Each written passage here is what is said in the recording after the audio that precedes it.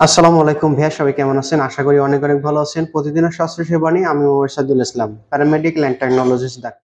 বিশেষ অঙ্গকে স্ট্রং হয় না, শক্ত হয় না, সেটিকে নরম থাকে, সহবাসের সময় ঠিক মতন স্ট্রং হতে চায় না এবং দ্রুত জার আউট হয়ে যায়। এক্ষেত্রে আপনার কি মেডিসিন খেতে হবে?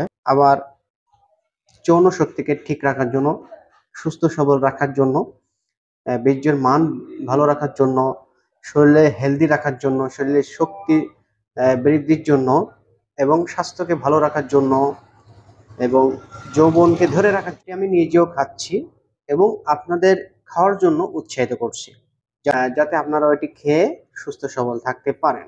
আগে বলবো তার কাজ কি, সেটি খেলে আপনার কি কি কাজ করবে।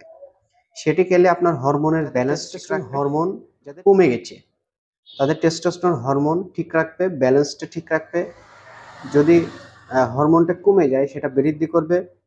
নারী এবং পুরুষ দুইজনেরা খেতে পারবে। যদি নারীরা এটা খায় তাহলে তাদের বাচ্চা কনসেপ্ট করতে সহায়তা করবে। তার নারীর হরমোনের ব্যালেন্স ঠিক রাখবে।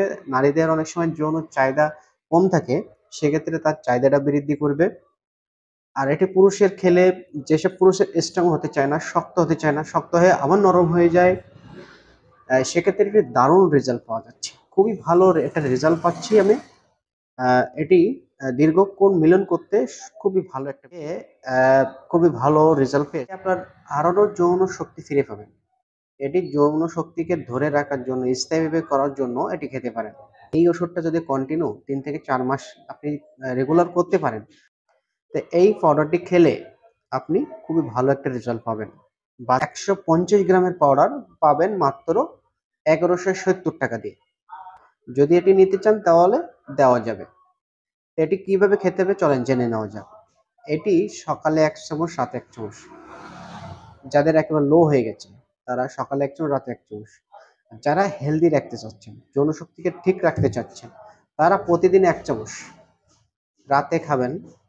1 গ্লাস গরম দুধের সাথে মিশিয়ে, যদি না পাওয়া যায় গরম পানির সাথে মিশিয়ে খেতে পারবেন।